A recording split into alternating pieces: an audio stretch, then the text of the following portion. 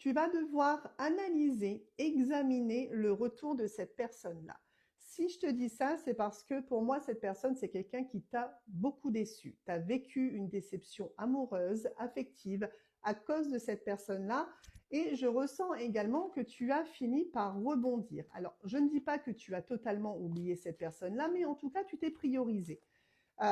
Tu as lâché prise, tu t'es recentré et bien évidemment, comme très souvent, c'est à ce moment-là où on se sent mieux, où voilà, tout va bien, que la personne fait son retour. Mais si cette communication, si ce retour m'est indiqué comme devant être analysé, ce n'est pas pour rien, c'est qu'effectivement, tu vois, ici, il y a encore une notion de choses pas très claires autour de cette personne-là. Alors, moi, ce qu'on me dit par rapport à cette personne, c'est que c'est une personne qui est jalouse.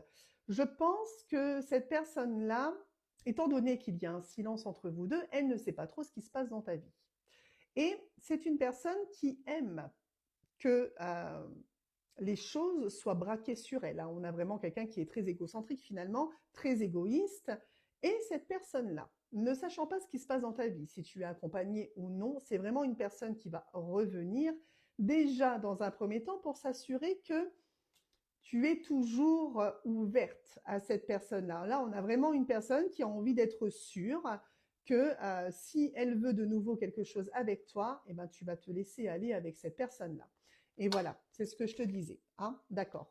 Ici, vraiment, on a une personne qui n'a pas une intention de revenir vers toi dans l'engagement, dans la stabilité. Non, c'est une personne qui revient vers toi pour se tranquilliser en se disant, bon, voilà, je me suis mis à distance, mais malgré tout, je suis sûre, enfin, je reviens pour m'assurer que tu le désires ou tu la désires toujours, et aussi pour éventuellement qu'il se passe quelque chose entre vous deux, hein. Mais on n'est vraiment pas sur le fait que c'est quelqu'un qui va vouloir s'engager avec toi. Donc effectivement, au retour de cette personne, en plus il pourrait y avoir des accrochages, hein, au retour de cette personne, tu dois vraiment faire attention. Voilà, tout simplement. Tu dois ne pas naïvement croire ce que cette personne-là va te dire.